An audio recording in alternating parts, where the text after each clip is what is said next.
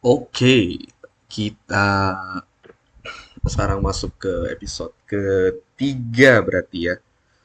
Em, ip- jadi episode satu kita udah bahas mengenai konteks dari series ini, kemudian kita bahas mengenai mentalitas dan pola pikir yang non-negotiable, tidak bisa dinegosiasikan. Kemudian yang kedua kita bahas tadi, episode kedua kita bahas mengenai hmm, planning sama rekrutmen.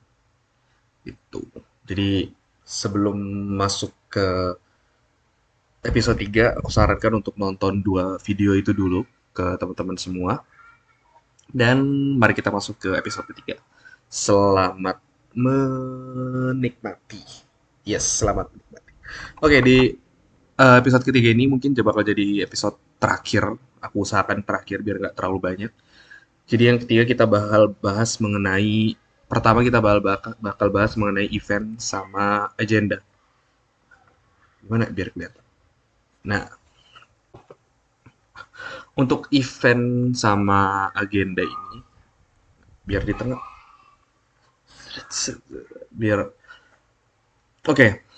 Jadi untuk event, saran dari aku untuk periode selanjutnya adalah mungkin teman-teman yang lanjut di periode ini udah tahu ini sering banget kita omongin bahwa kita tuh nggak bisa ngandelin hanya dari mahasiswa kampus kita, mahasiswa Telkom University Purwokerto. Nah, kita tahu sendiri kualitas mereka seperti apa, dan kemungkinan tahun depan tidak akan jauh berbeda, tetap sama-sama saja, mirip-mirip saja. Dan, yep, itu artinya kita nggak bisa ngandelin mereka, antusiasme belajar mereka nggak setinggi itu, nggak setinggi di universitas yang mungkin tergolong bagus rankingnya, UGM, ITB, UI, IPB, UNER, UNPAD, dan lain-lain. Nah, jadi kita harus kerjasama juga bareng pihak eksternal. Itu ada Giri Goce lain, kalian bisa reach prodi di kampus, kerjasama bareng kampus atau kampus lain, atau kerjasama sama perhimpunan mahasiswa, perhimpunan hima teknik informatika se-Indonesia atau Jawa Tengah dulu, kemudian komunitas teknologi di Purwokerto kayak Purwokerto Dev, dan masih banyak lagi. Atau ini UKM yang di Unsut yang kemarin kita kerjasama, ITC, bisa bareng mereka. Oke, kita nggak bisa ngandelin internal kampus kita. Kita harus keluar juga dari awal. Jangan nunggu di pertengahan baru nyari partner. Dari awal udah nyari partner. Oke, lanjut. Terus kita harus kedepannya kita harus lebih riset lagi mengenai kebutuhan keadaan di kampus, audiens itu maunya seperti apa, mereka sukanya yang seperti apa, kita kenali lagi, kita telusuri lagi. Ini juga dilakukan terus-terusan sih. Jadi ketika planning juga harus sudah dilakukan, nanti ketika berjalan juga sambil diamati. Nanti hasilnya dari hasil riset ini bisa ngebantu kalian dalam membuat suatu keputusan mengenai agenda-agenda ke depannya. Nah, selanjutnya ada ini ide. Dari aku ini saran aja. Ide-ide yang terpikirkan untuk periode selanjutnya mungkin bisa kalian jadiin sebagai salah satu opsi. Enggak pun enggak apa-apa, terserah. Ini saran dari aku, pure saran. Silakan dipertimbangkan. Yang pertama ini urut ya. Jadi yang pertama kita start dari open recruitment member. Kita bikin grup WA-nya, member yang lama boleh join. Nah, ini di grup WA agak tricky karena kalian juga harus bikin yang namanya guideline atau peraturan-peraturan di grup WA itu. Apa yang boleh, apa yang nggak boleh. Gitu. Nanti kalau ada yang melanggar ya langsung di-kick aja. Atau dikasih peringatan. Kalau pelanggarannya berat langsung di-kick. Kalau pelanggarannya bisa ditolerir sedikit, itu dikasih peringatan. Kalau dia masih melanggar, keluarin. Jadi bikin grup WA, jadi bukan WA channel lagi, lebih ke WA group. Nanti semua di situ lebih interaktif, kita bisa ngobrol-ngobrol. Oke, itu oprek membernya. Biasa suruh mereka follow Instagram, pakai Twibbon kalau mau bikin Twibbon, terus um, join pasti di web, di Bevi. Silakan join, silakan join. Suruh mereka join. Yes, itu sih yang kepikiran. terserah kalian mau suruh apa membernya, mau bikin video kek atau mau bikin apa, terserah dari kalian. Dan sebisa mungkin dibuat agak niat sih. Jadi ketika mereka join member itu ya jangan terlalu mudah syarat joinnya. Harus dalam tanda kutip diberikan sedikit beberapa tantangan biar mereka tuh lebih berkesan ketika join nanti dan mereka nggak terkesan menyepelekan. Nah, setelah mereka join itu juga langsung di say hi, disambut dengan baik, dikasih tahu ke depannya kemungkinan bakal ada apa-apa biar mereka tuh tidak merasa sia-sia gitu loh dengan join member ini. Jadi kesalahan-kesalahan di periode sebelumnya adalah ya member join-join aja. Gak ada kedekatan emosional atau kedekatan antara pengurus dan member. Jadi mereka sekadar datang di acara kita, tapi secara komunikasi dan lain-lain itu masih sangat kurang. Mudah-mudahan ada WA group ini bisa ngebantu itu semua. Terus habis itu kita lakuin onboarding member. Onboarding member ini mungkin di periode selanjutnya tuh nggak harus ada ini sih, nggak harus ada grade on days. Jadi nggak harus ada kayak serah terima jabatan, apalah itu. Jangan. Lebih kayak onboarding aja, say hi ke member-member yang baru, seru-seruan bareng, adain FGD, adain kayak group discussion, dibikinin kelompok-kelompok kayak ospek. Biar kalau kemarin itu tujuannya, itu ide yang bagus sih dari Marcel, dari Ita. Kalau dengan dibikinin kelompok-kelompok ini tuh mereka jadi kayak berteman gitu, jadi ada temennya. Harapannya sih kayak gitu. Atau setidaknya mereka ada yang mereka kenal lah di GDGOC kalau misalnya memang mereka joinnya sendirian. Nah, dengan begitu kan mereka jadi ya ada kenalan, bisa temenan bareng, terus nanti kalau misalkan di acara mereka bisa bareng-bareng datang ke acara karena ya biasanya maba-maba ini sih selalu nyari teman untuk join suatu acara. Kalau nggak ada temennya mereka nggak berangkat. Makanya penting untuk dibikinin kelompok itu. Terima kasih sarannya BTW tim-timku, luar biasa. Terus undang juga pihak kampus. Tapi kalau mereka nggak datang juga nggak apa-apa sih. Tujuannya undang pihak kampus tuh biar mereka tahu, oh ternyata jadi JOC itu kayak gini maunya. Undang ini aja kepala kemahasiswaan dulu sama prodi, prodi-prodi. Kalau yang mau ya silakan datang, enggak. Terus mereka diajak FGD kayaknya boleh sih. Boleh-boleh aja kalau mereka mau join FGD, silakan join FGD. Silakan dipikirkan baik-baik onboarding membernya, bikinin games, FGD. Intinya lebih interaktif lah, jangan kayak seminar-seminar kayak dulu. Jangan diulangi kesalahan kita yang udah terjadi. Itu budaya yang tidak bagus, harus kita hentikan di periode kemarin. Periode selanjutnya harus lebih asik lagi, lebih interaktif lagi antara core team dan member.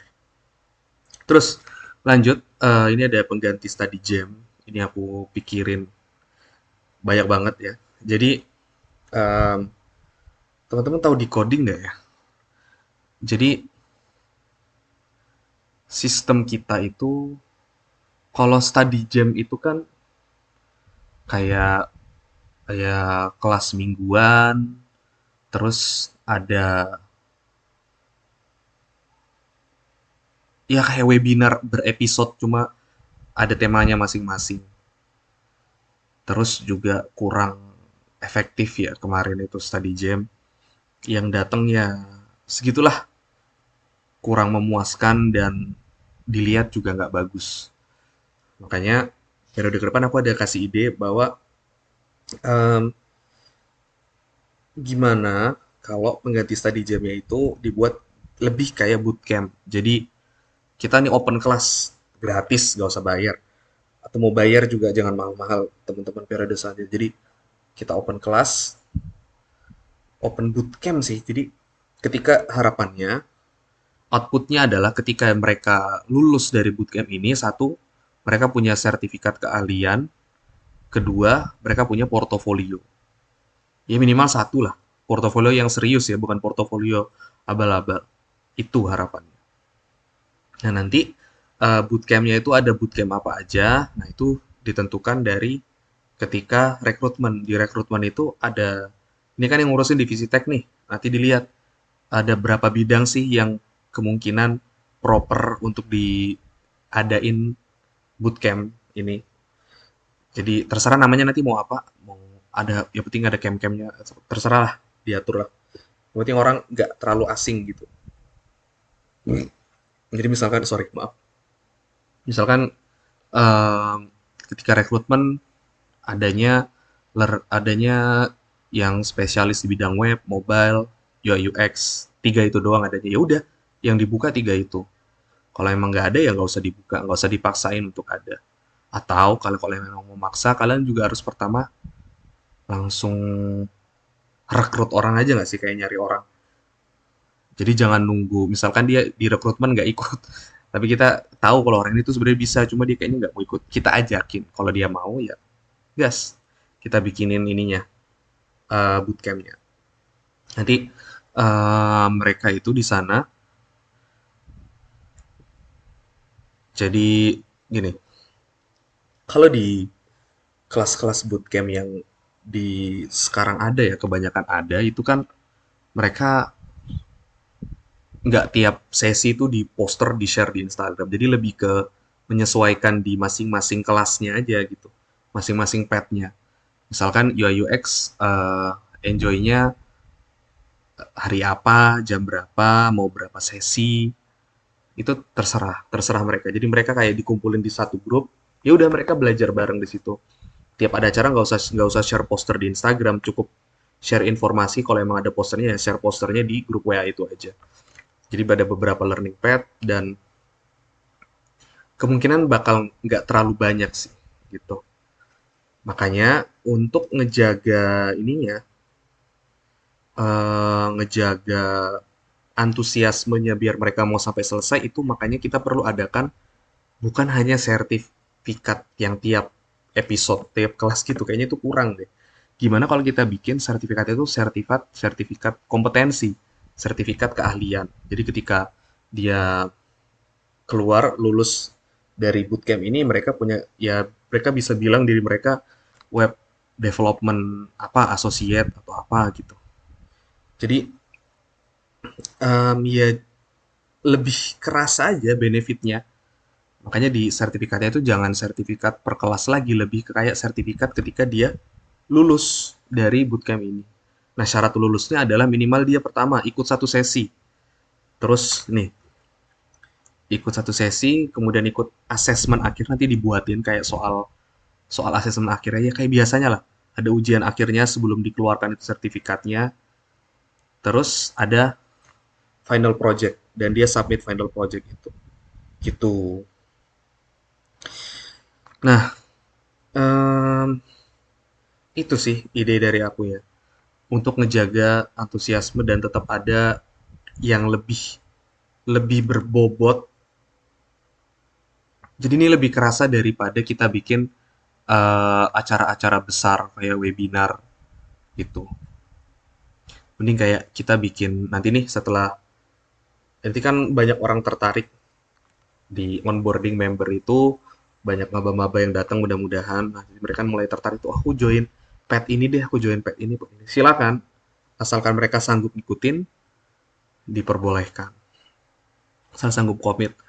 Nah, join di pertengahan juga nggak ada masalah. Intinya yang penting dia ini satu dia minimal ikut kelas yang tadi aku bilang satu sesi minimal ikut terus ikut asesmen akhirnya dan ikut submit final projectnya jangan terlalu mudah tapi jangan terlalu sulit juga gitu dan dengan begitu tuh nih di harapannya tuh member jadi lebih serius gitu dengan ada sertifikat yang lebih serius harapannya seperti itu nanti di sertifikatnya kan pasti ada kayak penilaiannya juga kan oh kayak dia nilainya berapa, terus kalau nilainya dari range segini sampai segini itu artinya dia lulus dengan predikat apa. Itu kayak kita bener-bener bikin bootcamp gitu, bukan main-main. Nah, dengan begitu selain membernya ngerasa dia dapat benefit yang lebih, si mentornya dia juga ngerasa apa ya, ngasih dampak yang lebih juga gitu. Ngerti nggak? Jadi dengan dia megang anak-anak dia selama satu periode ini, ya sebutlah dari misalkan 20 orang yang join, yang lulus cuma 5. Ya kan itu 5 orang itu jadi yang dia ingat terus gitu sampai kapanpun. Dia itu jadi ada membangun kedekatan emosional sendiri antar mentor dan member ini. Harapannya seperti itu. Dengan adanya bootcamp seperti ini. Itu sih dan ini gratis. Ini kita juga jadi member belajar gimana caranya belajar tech itu si mentornya juga belajar gimana caranya ngajar. Harapannya sih gitu ya. Dan ini nggak usah dibikinin semacam poster di tiap acara, nggak usah. Itu bikin capek tim desain kreatif juga. Yang ada posternya cukup yang inilah, yang webinar-webinar besar aja, atau seminar besar atau acara besar. Untuk acara yang bootcampnya itu ya udah kayak open bootcamp dari periode tanggal berapa sampai tanggal berapa, itu aja. Silakan join, daftar, dan daftarnya terserah kalian mau gimana. Apakah mau perlu sampai ada interview untuk membernya atau gimana? Tapi kayaknya lebih baiknya seperti itu sih. Jadi kayak ada seleksi dokumennya lagi, ada seleksi interviewnya lagi untuk menguji apa ya? Untuk ngetes keseriusan mereka juga. Dan dengan cara masuk yang sulit itu mereka kemungkinan besar bakal lebih serius lagi. Karena masuknya aja udah sulit kayak eman-eman gitu kan. Udah capek-capek ngurusin masuknya, masa ketika udah di kelas mereka malas-malas. Makanya itu. Intinya selalu jangan terlalu sulit, jangan terlalu mudah juga. Kalau mudah soalnya orang jadi menggampangkan. Itu yang aku pelajari sih. Kayak di periode ini mungkin aku terlalu menggampangkan cara orang masuk member, jadi ya mereka salah-salah aja. Wong nggak ada punishmentnya kalau mereka nggak ikut. Terserah kalian nanti mau dibikin punishment misalnya um, mau ada presensinya bobot kenilainya berapa gitu. Terserah kalian silakan rancang dengan baik. Ini jadi kalau ini berhasil ya si bootcampan ini, kok bukan kesannya kayak main-main. Enggak, ini bootcamp beneran. Tapi ini karena kita pertama, ini bisa jadi trial. Nanti kalian silakan pikirkan berhasil nggak ya dengan cara yang kayak gini. Kalau itu berhasil itu jadi legacy buat periode-periode selanjutnya. Kita lihat dan aku tunggu kabar baiknya. Apakah ini dilaksanakan apa tidak. Terus, nah nanti setelah ini selesai, satu periode selesai, acara puncaknya, yang acara puncak kalian sama member, itu kalian bikin semacam hackathon atau graduation aja, seru-seruan. Nanti kalian di masing-masing pet ada pembelajar terbaik atau siswa terbaik atau apapun itu yang terbaik. Ada penghargaan itunya, terus ada penghargaan member apa, terapa. Kasih sertifikat aja, mereka udah seneng kok dikasih sertifikat. Atau kalian beliin bingkai sama sertifikat, itu mereka seneng. Gak harus hadiah sampai jutaan rupiah, itu nggak perlu, karena kita juga, ya kita akui kita nggak ada duitnya. Kalau ada duitnya alhamdulillah, kalau nggak ada ya udah nggak usah dipaksain ada duitnya. Terus ada yang hackathon seharian seru-seruan, misalnya kan hackathon dari jam 1 siang sampai jam berapa, jam 4 sore gitu. Habis itu penghargaan, awarding dan lain-lain. Seru-seruan aja. Jadi hackathonnya ini selain untuk seru-seruan itu juga kayak jadi ajang kompetisi untuk membuktikan hasil belajar si member-member ini gitu. Silakan kalian rancang itu. Ini bakal jadi acara puncak yang seru dan berkesan dengan asumsi member-membernya semangatnya terjaga sampai akhir periode. Itu. Terus kalian boleh adain ini ya. Ini kalau ini penting banget sih. Jadi tetap harus ada yang namanya semacam webinar atau talks. Jadi ini ya sebulan atau 2 bulan sekali deh. Kalau sebulan sekali kebanyakan, 2 bulan sekali juga nggak ada masalah. Yang penting selama periode kalian itu ini tetap berjalan secara rutin. Talks-talks ini bisa tech talk, bisa career talk, bisa woman tech, atau apapun itu, terserah kalian. Dan untuk ini, ya semuanya sih, nggak cuma talks doang. Ini lagi-lagi kalian nggak bisa ngandelin audiens internal, kalian harus keluar, nyari kerjasama, dan yang lain. Terus, kalau untuk speakernya, aku sarankan banget kombinasi aja sih. Kalau jadi nggak bisa cuma dari audien apa speaker dari internal aja. Kalau bisa cari dari luar juga dan yang terkenal. Kalian bisa tanya aku kalau misalkan butuh nomor-nomor orang atau mungkin kalian ada yang mau join GDGOC Indonesia. Join GDGOC Indonesia tuh sangat ngebuka kalian untuk nyari kontak-kontak dari orang-orang yang terlibat di Google for Developers di Indonesia. Yap, silakan kalian pikirin speaker dari luar kalau bisa yang terkenal lebih bagus. Gak harus onsite. Kalau emang nggak memungkinkan, online aja nggak ada masalah. Karena kita di Purwokerto ya. Tuh, speaker-speaker yang bagus kebanyakan nggak di Purwokerto soalnya. Dan kalau undang mereka, mereka nggak dikasih kita kasih duit ya, kasihan juga. Itu untuk talks terserah kalian rancang mau gimana. Terus untuk ini kayak personal dari aku aja sih, kayaknya bagus deh kalau kita bikin semacam kayak ya ada satu atau dua workshop pitching atau public speaking untuk ngajarin gimana caranya biar anak-anak teknik tuh dalam presentasi lebih lebih oke lah, nggak kayak orang freak nerd, nggak bisa ngejelasin sesuatu, antara emang emang emang nggak bisa ngomong atau gimana itu, gimana ya, kasihan ngelihatnya, skillnya udah bagus-bagus tapi nggak bisa ngomong, akhirnya orang nggak ngelihat dia, nggak ngelirik dia. Kalau bisa kita bantu mereka, gimana caranya mereka bisa pitching dengan baik, sehingga skill mereka tuh bisa terlihat dengan lebih jelas lagi lah. Tuh, terus kalau kalian mau bikin kayak power up mentorship di periode ini, jadi kayak mentoring untuk kompetisi-kompetisi besar, kalau misalkan nanti ada hackathon dari GDGOC Indonesia atau dari hackathon kayak Solution Challenge tahun ini dari Google langsung, silakan kalian yang inilah, kalau emang ada yang minta untuk ada mentoring ya silakan kalian bikin, tapi kalau emang nggak ada yang minta ya nggak usah yang bikin, daripada bikin capek-capek doang gitu. Terus kemungkinan nanti juga bakal ada, tetap ada acara-acara yang wajib dari Google kayak Build with AI di tahun ini. Itu akan acara wajib ya dari Mas Danang dari Google langsung. Terus kalau emang nanti ada ajakan collab dari partner kita, ya silakan kalian pilih-pilih dengan baik. Kalian ACC mana yang oke, mana yang enggak, silakan kalian pikirkan sendiri. Untuk ACC apa enggak ya kalian lihatlah mana sih yang menguntungkan kalian. Untung tuh dalam artian bukan hanya untung secara materi ya, untung dari kalian punya hubungan yang baik dengan mereka, untung dari segi kalian dapat spotlight yang banyak, atau untung dari kalian bisa seru-seruan sama mereka. Tadi sampai di ini ya, eh nentuin mana yang acara yang kita iyain, collabnya, mana yang enggak. Yang lebih itu aja sih, yang menguntungkan kita lah intinya. Kalian pintar-pintar mendefinisikan untung tuh apa. Itu PR kalian sih. Belajar, jangan didikte terus. Tuh, terus eh untuk acara seru-seruannya bisa dilanjutin kayak bukber. Ini yang belum terjadi ya, nongki bareng member. Atau bikin acara kayak roasting kampus gitu, terserah. Kalian mau seru-seruan gak ada masalah. Malah aku harapannya ada acara seru-seruan sih. Terus kalau mau company visit atau studi banding juga boleh. Itu baru terjadi studi banding ya. Tapi kalau company company visit paling kemana ya di Purwokerto? Nggak tahu. Nggak tahu lah. Kalian pikir sendiri lah ini kemana. Siapa tahu ada apa ya kayak perusahaan IT yang oke itu kita nggak tahu. Barangkali kan. Atau mau ke Telkomnya Purwokerto? Ya anything lah. Terserah. Tuh. Atau mau yang jauh sekalian ke Jakarta? Boleh.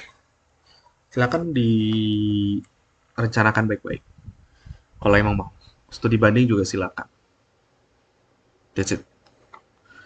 Nah, terus agenda internal kayak acara-acara kita yang staff of the month itu, staff of the month boleh dilanjutin. Sebaiknya dilanjutin malah. Itu program yang oke.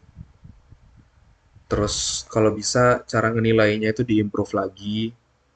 Jadi jangan hanya berdasarkan intuisi kayak kayaknya dia deh yang paling ini. Kayaknya dia deh yang paling. Kalau bisa dibikin scoring malah lebih oke. Ada skornya, ada range 0 sampai 10 atau 1 sampai 5, terserah. Terus ini dari aku aja sih kok. Kalian sering-sering ini aja kayak hangout, nongki-nongki bareng, ngobrol, nongkrong bareng. Itu ngebantu banget buat bonding. Kalian mau keluar malam-malam jam 2 gitu, tiba-tiba ayo keluar, jalan, gas, silakan. Terus meeting divisi, meeting head, meeting keseluruhan itu diadakan lagi. Dan untuk meeting monthly meeting kan udah disarankan ya kalau bisa 2 kali dalam sebulan tuh ada. Untuk meeting divisi ya sesuaikan aja lah meeting divisi ini. Kalau bisa sering, jangan jangan jarang lah. Jadi misalkan minggu monthly meetingnya tuh di minggu 2 sama 4. Ya udah kalian meeting divisi bisa di minggu ke satu sama 3 gitu. Jangan jarang-jarang lah. Periode ini juga aku perhatiin kurangnya ya karena jarang ketemu aja sih.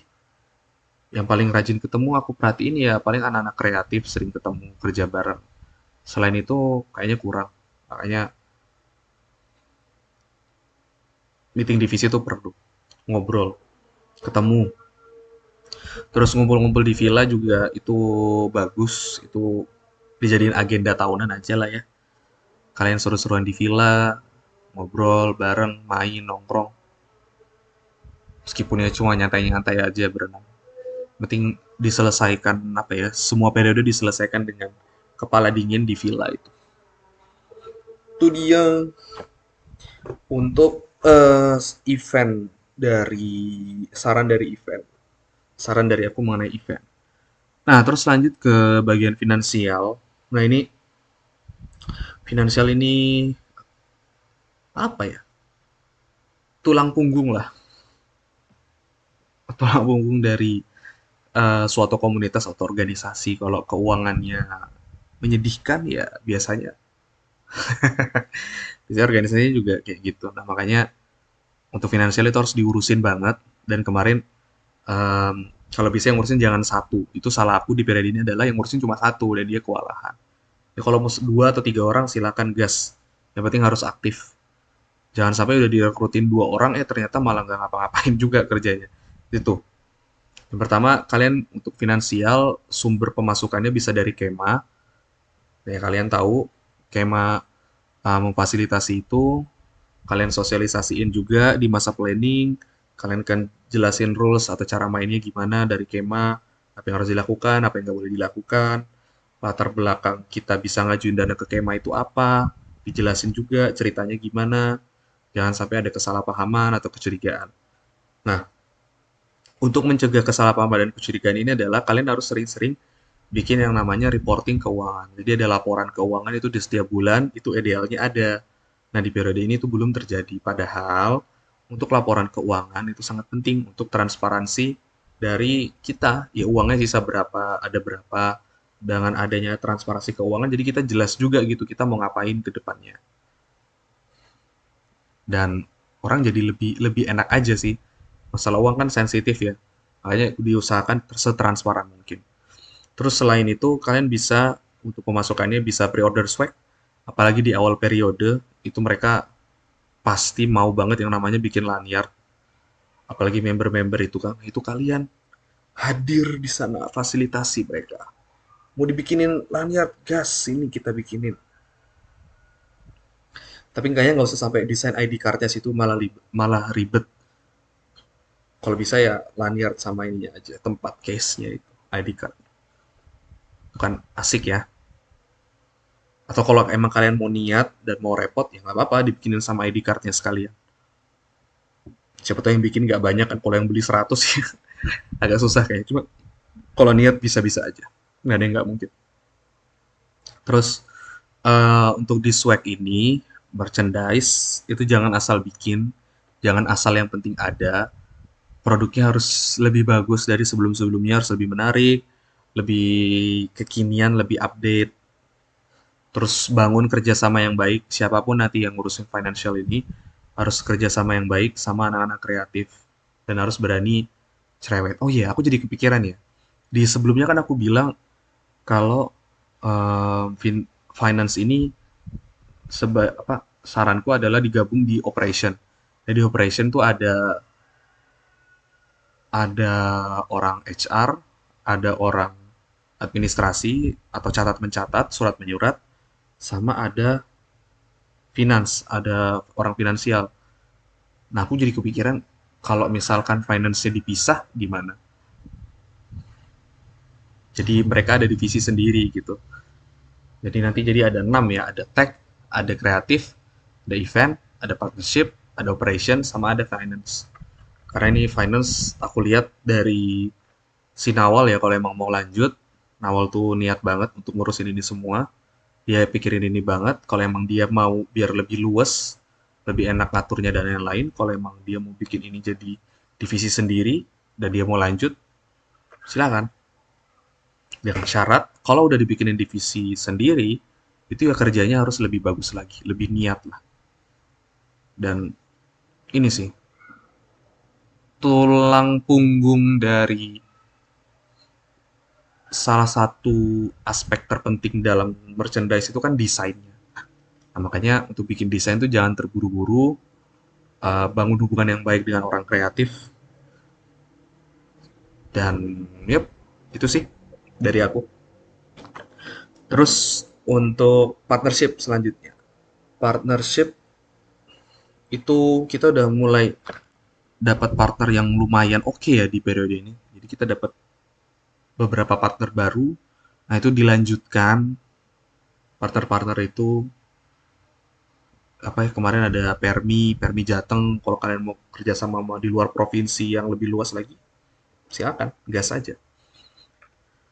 Pastinya partner-partner yang possible itu ada GDGC lain, GDGC luar negeri. Kalau kalian mau nyoba-nyoba bikin apa namanya keluar keluar negeri maksudnya, atau bisa kerja sama kampus, sama prodi di kampus, dosen-dosen, sama komunitas teknologi lain, sama di coding atau company lainnya, itu possible banget. Makanya aku bilang kalau bisa partnership itu divisi sendiri, biar mereka bisa lebih maksimal bangun partnershipnya ini, gitu.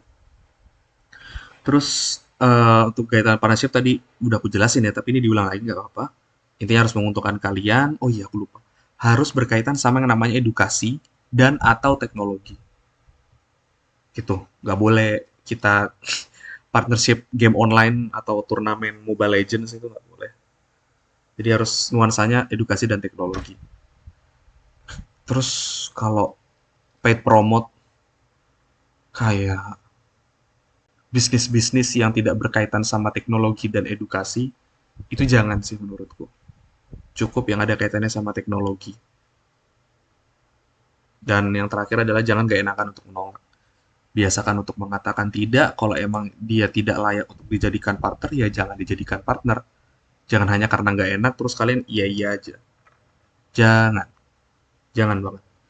Terus selanjutnya untuk HR, HRD, Human Resource and Development. Itu saran dari aku ya. Itu kalau bisa ada rapor bulanannya sih. Jadi ya ini kalau kerjanya gini kan, jadi kalau satu orang kurang ya. Nah, bisa nih dibantu dua orang. Atau mau gimana nanti terserah dipikirin gimana. Kalian bisa bikin eh, rapor bulanan atau KPI, Key Performance Index, kayak dia udah seberapa bagus sih performanya di bulan ini, dan yang nilai itu siapa aja, metrik penilaiannya apa aja, itu silakan di kalian pikirin sendiri. Biar kalian kan bingung ya mau kerja apa lagi, katanya di periode kemarin bingung harus ngapain lagi. Nah, ini salah satu hal yang bisa kalian lakukan. Nah, siapa yang punya performa terbaik itu yang jadi staff of the month-nya. Jadi nggak perlu dilakukan voting lagi dan lain-lain. Kalian cukup lihat performa rapornya dia gimana. Gitu. Terus ada, karena gimana ya, voting itu kurang mencerminkan siapa yang sebenarnya paling berperan gitu loh. Karena kan satu orang cuma bisa vote satu orang atau beberapa orang.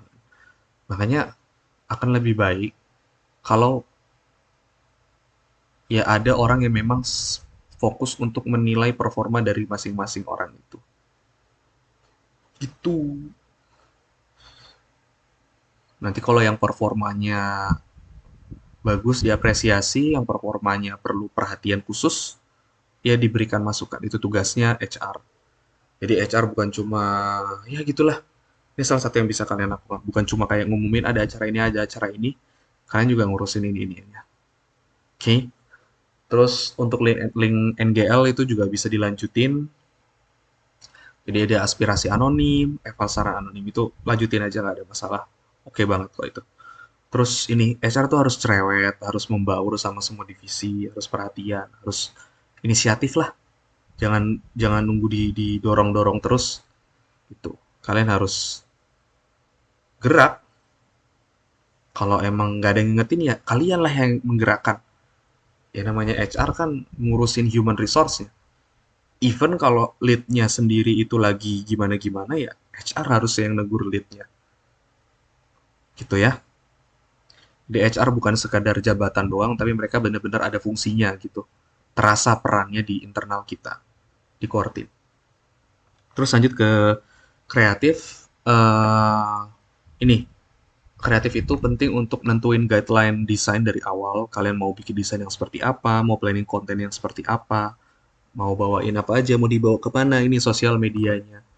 Itu penting banget. Oke, okay? Segera difikskan dari awal dan dipikirkan juga. Nanti kan kelihatan tuh planning-planningnya mau bakal ada acara apa aja. Kira-kira untuk acara dengan kepadatan yang seperti itu, apakah possible untuk style desain yang seperti ini, apakah tidak, itu dipikirkan lagi. Karena kan di periode aku, kesalahan aku sendiri adalah tim-tim kreatifku tuh nggak ngerti kalau ternyata tuh sepadat itu gitu agendanya. Nah, makanya mereka kewalahan dan mereka kesusahan, akhirnya terjadi perubahan-perubahan di pertengahan dan itu membuat tidak nyaman sepertinya. Makanya harus perjelas dari awal, dari segi planningnya harus menyesuaikan, konsultasi dengan divisi lain, itu. Terus, karena kita nanti nggak ada yang namanya poster-poster study jam itu, dan event kita mungkin hanya sebulan sekali yang terlihat di sosial media atau 2 bulan sekali, itu kalau bisa diperbanyak aja sih yang namanya tech info itu. Info-info mengenai teknologi yang terupdate sekarang itu apa. Dan ini harus ngerti, orang-orang kreatif itu juga harus ngerti teknologinya juga sih. Jadi nggak bisa cuma ngandelin dari orang-orang tech atau education untuk nyediain materinya. Kalau emang mereka nggak deliver itu, ya kalian yang bikin materinya. Kan itu sebenarnya tugas kalian, bukan tugasnya orang tech. Kan bisa ya sekarang untuk riset konten itu, ya pakai ngeprom juga bisa di AI, di LLM yang ada, di Gemini atau di ChatGPT. Kalian bisa lah, nggak harus ngandelin orang tech. Hanya kan orang tech yang nggak nyodorin materi, bukan berarti kalian nggak bikin apa-apa. Tuh, oke, kan itu tugas kalian sebenarnya untuk bikin tech info ini. Terus pesan dari aku adalah desain yang tahun ini tuh dilanjutin, diasikin, terus jangan terlalu kaku. Ya kayak tahun ini lah nggak terlalu kaku desainnya. Kalau emang mau nge-meme, silahkan, nggak usah terlalu kaku bahasa-bahasanya. Intinya buat kesan ini kita tuh fun tapi bisa serius juga, bisa main beneran juga, bisa main lucu-lucuan juga itu. Dan ini penting banget sih. Dan kalau bisa tuh em, ya hire atau rekrut orang-orang yang ngerti sama sosial media, sama yang bisa ngarahin arah sosial media kita ini mau kemana. Tuh. Dan kalau emang ternyata yang direkrut adalah bukan orang yang punya pengalaman di sosial media, tugas kalian periode selanjutnya, terutama kepala divisi dan lead dan co-lead adalah ngajarin dia gimana caranya untuk jadi sosial media spesialis atau sosial yang megang sosial media dengan benar. Dia harus riset konten dan lain-lain. Itulah. Oke. Okay. Terus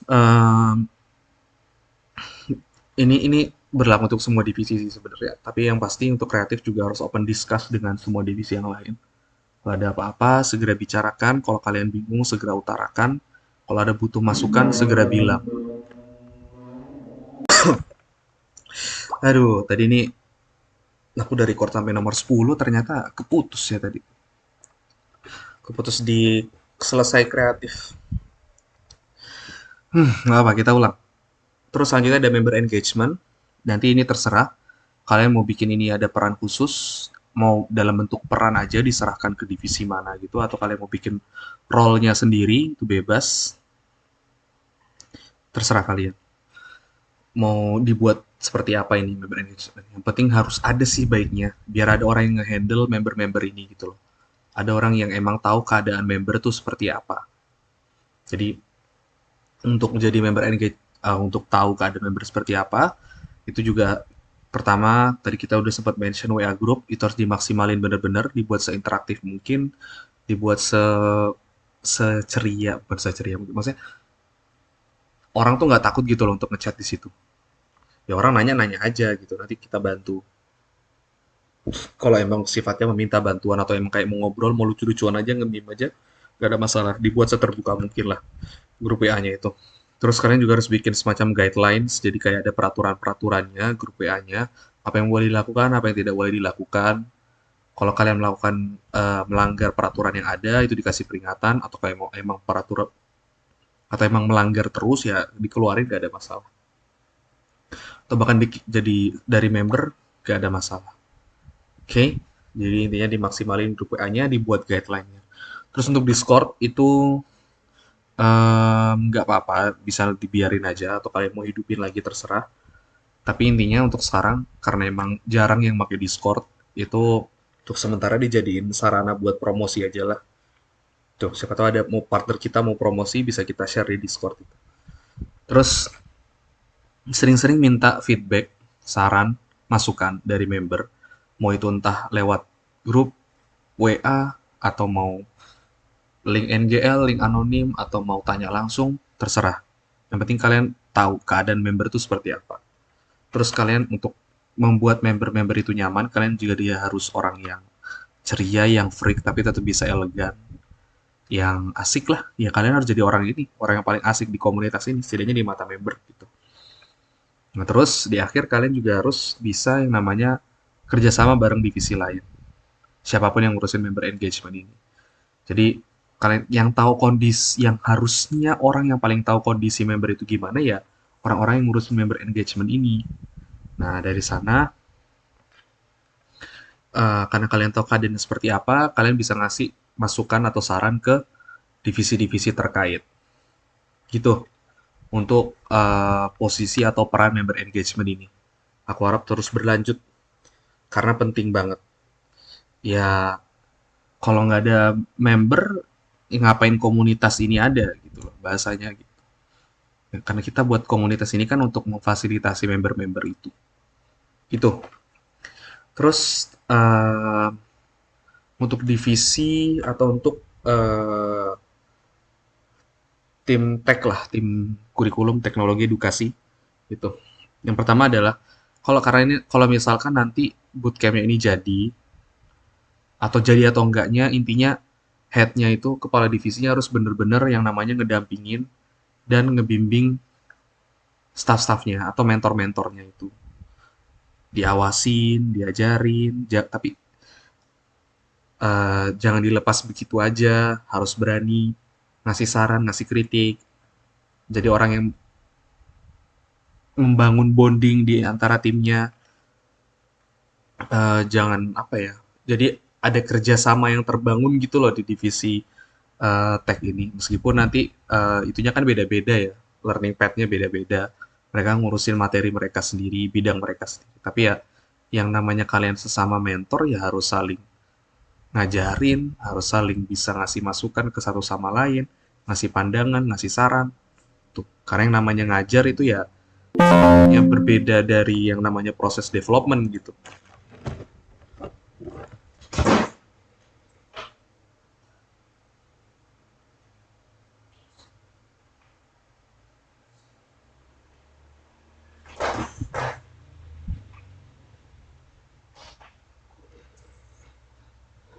Hampir habis baterainya. Kalau kalian jago di teknis ya belum tentu kalian bisa ngajar yang bagus juga. Makanya aku bilang ya ngajar tuh berbeda, sama sekali berbeda dengan yang namanya development. Kalian nggak nggak cuma harus ngerti teknisnya, kalian juga harus bisa ngajarin orang lain. Makanya dari sana kalau bisa itu diadain semacam training for trainers. Jadi ada pelatihan lah buat si mentor-mentornya ini diajarin gimana sih cara ngajar yang bagus, cara ngebimbing yang bagus tuh gimana, cara ngasih workshop yang bagus tuh gimana. Tuh, itu tugas dari headnya nanti. Karena kan headnya nggak dapat bidang tertentu kan, jadi mereka ya kalau bisa nggak cuma bagi-bagi tugas, tapi ya bagi-bagi pengetahuan juga, ngajarin juga, gitu. Oke, nah ini kita masuk ke last part bagian terakhir. Em, dari leader untuk leader. Jadi Dari aku untuk teman-teman yang nanti terpilih jadi lead, co-lead, atau jadi head di posisi yang memimpin lah, posisi leader. Nah, jadi intinya pertama, kalian itu inti dari GDGOC ini. Kalian yang nentuin, kalian yang bertanggung jawab atas semua yang terjadi di GDGOC di periode kalian nanti. Itu semua tanggung jawab kalian. Karena kalian leadernya. Semuanya itu ya karena kalian. Everything is because of you guys. Everything is your fault. Semuanya itu salah kalian kasarannya. Kalau ada salah ya itu salah kalian. Mau siapapun yang salah, asalkan itu salahnya GDGOC, itu salah kalian juga. Karena kalian leadernya. Kasarnya seperti itu. Dan itu untuk bicara tentang salah ya. Kalau kalian benar, kalian sukses, ya itu karena kalian juga. Gitu. Makanya kalian harus sadar kalau itu tanggung jawab kalian. Kalian nggak bisa ngelempar. Kalau ada suatu kejadian yang tidak mengenakan terjadi, kalian nggak bisa ngelempar ke yang lain begitu aja. Karena kalian leadernya. Everything is your fault itu aku dapat dari film animasi anak-anak. Judulnya The Bugs Life. Mungkin kalian ingat yang semut sama belalang gitu. Di ketika itu em, si belalang ini lagi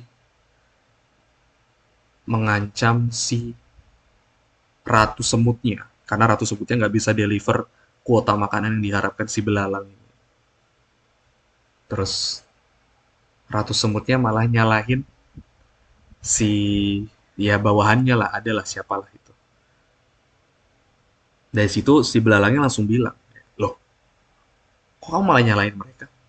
Kan kamu pemimpinnya. Ya, semuanya salah kamu berarti, bukan salah mereka. Kalau ada sesuatu yang terjadi, keburukan yang terjadi itu salahmu. Bukan salahnya bawahanmu, ya salahmu orang kamu ratunya. Kamu yang nggak bisa ngatur berarti kan. Tuh, itu di film itu ya. Kalian bisa menerapkan itu dan jadi ini tuh suatu prinsip yang bagus sih. Ya, pemimpin yang bagus ya pemimpin yang mau tanggung jawab. Yang nggak cuma ngambil enak-enaknya, bagus-bagusnya, happy-happynya. Kalian juga mau ngambil nggak enaknya, pahitnya, nggak enaknya, jeleknya. Tuh. Terus kalian juga harus jadi orang yang paling peduli, yang paling cerewet, paling ngasih perhatian, paling banyak kerjanya, paling banyak menyisihkan waktu. Ya karena kalian pemimpinnya. Kalau kalian aja nggak peduli, kalian nggak cerewet, kalian nggak perhatian, kalian nggak kerja, kalian nggak nyisihin waktu, ya ngapain kalian jadi leadernya? Itu loh. Kalian jadi ngapain jadi pemimpin kalau kayak gitu? Dan wibawa kalian tuh gimana kalau misalkan kalian malah kayak gitu gitu loh. Ya harusnya kalau kalian leadernya ya kalian yang paling peduli, kalian yang paling cerewet, kalian yang paling perhatian, kalian yang paling banyak kerjanya. Tuh, nyontoin. Dan bukan cuma nyontoin juga sih, dan emang harusnya pemimpinnya kayak gitu. Bukan kok kayak cuma nyuruh-nyuruh doang, bosi-bosi doang kayak kamu ngerjain ini, kamu ngerjain ini, kamu ngerjain ini. Tapi kalian nggak ngebantuin apa-apa, nggak hadir di situ. Jangan jadi pemimpin yang kayak gitu. Terus kalian juga harus bisa ngerangkul untuk ngayomin, ngebimbing, ngajarin. Makanya saran dari aku adalah jangan kebanyakan tim, jangan kebanyakan orang. Ya maksimal 25, 27 lah. Kalau emang mau beranak nanti divisinya ya. Jangan, tapi kalau sampai 30 tuh kebanyakan sih. Udah kayak ngurusin satu kelas aja loh 30. 25 deh, udah banyak banget itu 25. Makanya jangan kebanyakan orang, biar kalian juga bisa ini bisa ngerangkul itu, bisa ngayomin, bisa ngebimbing, bisa ngajarin, bisa akrab sama tim kalian sendiri. Kan lucu ya, ada lead sama staffnya aja nggak akrab, nggak bisa ngomong, nggak bisa bercanda, ketemu nggak nyapa karena nggak tahu kalau itu timnya nggak kenal kali. Makanya itu harus kenal, harus bisa ngayomin sama timnya sendiri, terutama lead sama co-lead, terutama juga head ya semuanya. semua yang di posisi leadership. Terus ini kalian harus paham dan siap kalau kalian nanti tuh bakal menghadapi banyak kejengkelan, banyak ketidaknyamanan. Jadi ya jangan gampang ngambek, jangan gampang kabur. Tapi toh kalau memang memang udah capek banget ya istirahat dulu. Tapi balik lagi, jangan ngilang. Tuh, karena ya pasti banyak nggak enaknya jadi leader itu. Lebih banyak nggak enaknya daripada enaknya. Tuh, harus siap kayak gitu. Ya. Kenapa harus siap ya? Nanti dijelasin lah di akhir tuh ada tuh. Terus jadi leader yang kalau misalkan anak-anak kalian, staff-staff kalian itu ada masalah, ya kalian yang pertama jadi orang yang mereka tuju untuk membicarakan masalah itu, untuk mendiskusikan masalah itu. Ya kan aneh ya kalau misalkan ada masalah, tapi ternyata yang diajak ngomong pertama malah orang di luar GDGOC atau malah bukan orang, bukan divisinya atau bahkan bukan headnya sendiri atau bukan leadnya sendiri, malah orang lain atau siapa gitu. Kalau jangan jadi lead yang seperti itu, jangan jadi leader yang seperti itu. Dan mungkin aku melakukan hal itu di periode ini. Dan itu salah, makanya aku ngasih tahu ke kalian, jangan jadi lead yang seperti itu. Jangan jadi leader yang seperti itu. Jadilah orang pertama yang mereka ceritain ketika ada masalah mengenai diri GOC. Oke? Tuh. Terus, em, jangan terlalu ikut campur di kerjaan anak-anak kalian. Jangan terlalu ngerecokin, kasih mereka space untuk bertumbuh, untuk berkembang, untuk belajar. Tapi ketika mereka butuh bantuan, itu kalian ada di situ. Kalian hadir di situ. Kalian memunculkan diri mereka, kalian di situ. Jadi percayain aja lah. Kan kalian udah melakukan planning, udah melakukan training banyak-banyak. Ketika eksekusi ya, kalian serahkan ke mereka. Kalian percayakan ke mereka. Kalau toh memang ternyata tidak sesuai dengan apa yang kalian harapkan, ya kalian bilang ketika mereka sudah menyelesaikan eksekusinya. Jangan ketika eksekusi kalian recokin kayak ini harus gini gini gini gini nih. Padahal dia lagi execute, dia lagi ngerjain pekerjaannya. Terus dia jadi merasa down, lagi merasa ini kok orang nggak terlalu gimana gitu. Nanti aja kalau udah selesai. Kecuali itu emang darurat harus disampaikan saat itu juga baru. Kalau emang nggak perlu-perlu banget disampaikan di saat itu juga, nggak ngasih efek apa-apa di saat itu juga ya nanti aja gitu. Kalau dia udah selesai, kamu ngasih masukannya seperti itu. Dan harus selalu ada juga ketika mereka kelihatan kebingungan, mereka nggak berani minta bantuan, ya kalian yang nawarin bantuan. Mau dibantuin nggak? Aku perlu bantu apa nih? Kayaknya ada kendala. Gitu. Oke? Okay? Terus enjoy karena gimana ya? Kalau jadi leader, kalian bakal lebih banyak banyak ketemu lebih banyak masalah, banyak tantangan daripada staff-staff kalian. Kalian juga bakal melakukan banyak kesalahan, bahkan mungkin lebih banyak dari staff-staff kalian. Gak usah gimana-gimana, itu wajar, itu manusiawi kalau kalian salah. Kalau kalian capek dengan tantangan itu, kalian boleh istirahat. Intinya kalian nikmatin semua prosesnya dan enjoy aja sih. Ujung-ujungnya biasanya ya, kalau udah itu tuh biasanya malah ketagihan gitu. Setelah ini malah seneng gitu kerja bareng orang.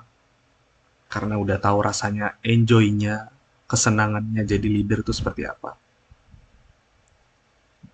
Bakal banyak banget ngajarin ke kalian sih.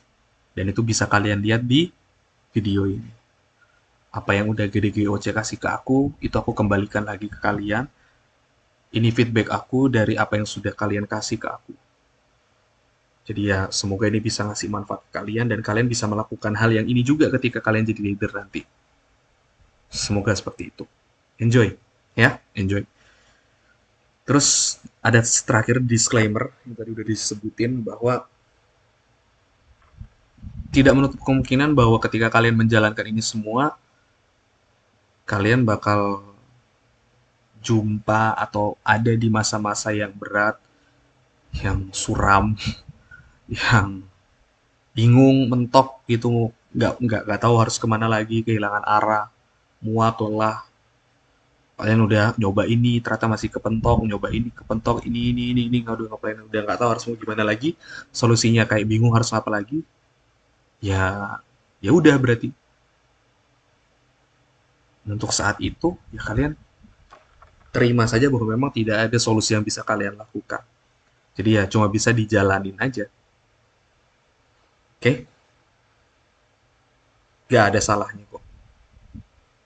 Malah kalau kalian udah di posisi seperti itu tapi tetap ngejalanin aja itu malah salah satu bentuk kalian adalah orang yang tahan banting gitu. Dan justru dengan kalian tetap ngejalanin itu, kalian nggak kabur, kalian nggak ngilang, kalian nggak nyerah, ya ujung-ujungnya semuanya bakal balik seperti biasa lagi gitu loh. Dan sebenarnya itu bukan balik seperti biasa, itu justru kaliannya yang berkembang. Jadi ketika melihat masalah itu jadi masalah yang biasa gitu. Padahal di diri kalian di beberapa waktu sebelumnya kalian ngerasa itu kayak kewalahan, bingung kayak terus gimana lagi ya, udah gawat ya. Tapi ketika kalian menjumpai masalah yang sama di suatu hari atau masalah itu tetap terjadi, seiring berjalannya waktu itu tetap terjadi, continue, ya kalian jadi makin biasa aja ngeliat itu. Kenapa makin biasa ya? Karena kalian makin bertumbuh. Gitu. Beda ceritanya kalau kalian malah kabur. Ketika masa-masa itu terjadi kalian malah kabur ya kalian nggak level up apapun. Kalian jadi pecundang aja gitu kalian kabur. Malah diri kalian malah tumbuh rasa bersalah. Jadi makin nggak jelas, makin stres, makin kacau semuanya. Justru pilihan yang paling mudah, pilihan yang paling gampang adalah dengan tetap ngejalanin itu aja. Kalau kalian kabur malah masalahnya tambah berat, kalian malah tambah nggak suka sama diri kalian sendiri. Yang pertama, terus kalian mungkin bisa nggak disukain orang karena kalian kabur di saat mereka butuh-butuhnya sama kalian, padahal kalian leader mereka. Kayaknya apapun yang terjadi, seberat apapun itu, tolong jalani saja. Tuh, itu dari aku. Kita udah 3 episode dari awal sampai selesai. Itu yang bisa aku sampaikan ke kalian. Kalau kalian nonton ini sampai habis, itu luar biasa. Itu mungkin salah satu tanda bahwa kalian adalah seorang psikopat, nggak bercanda. Ini hampir, kalau di total hampir 2 jam lebih mungkin malah ya. Itu dia sih. Semoga apa yang aku sampaikan ini bisa bermanfaat siapapun itu, mau ini ditonton oleh siapapun. Semoga kalian bisa dapat manfaat dari ini. Kalau kalian nggak dapat manfaat ya aku minta maaf. Tapi semoga dapat. Aku harap kalian semua yang nonton ini bisa melakukan apa yang kalian mau dengan baik, dengan keren, dengan elegan, dengan bagus. Dan salah satu penyebabnya semoga itu karena sudah menonton series dari Dosa Seorang Lead episode 1 sampai episode 3. Anjay. Itu dia dari aku, Kasya Zulfikar Ramadan. Itu dia insight yang aku dapatkan selama jadi lead terutama di Jidijuan Kampus Telkom University Purwokerto. Sekali lagi terima kasih untuk semua core team yang sudah ngajarin banyak hal ke aku. Jadi aku ngerasanya malah lebih banyak aku yang diajarin kalian daripada aku ngajarin kalian. Dengan memimpin kalian, nemenin kalian di satu periode ini, aku ngerasanya seperti itu. Aku jadi lebih banyak belajar daripada aku ngajarin orang. Makanya pengen hasil belajarku ini aku sampaikan dan kalian bisa belajar dari hasil belajarku. Dan semoga video ini bisa bermanfaat bagi banyak orang, atau mungkin satu orang aja udah cukup yang nonton ini sampai selesai. Dan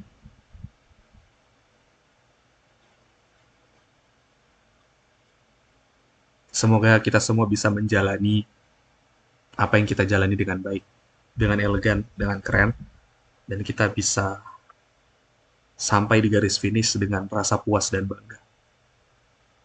Itu dari aku Kasya Zulfikar Ramadan. Bye-bye.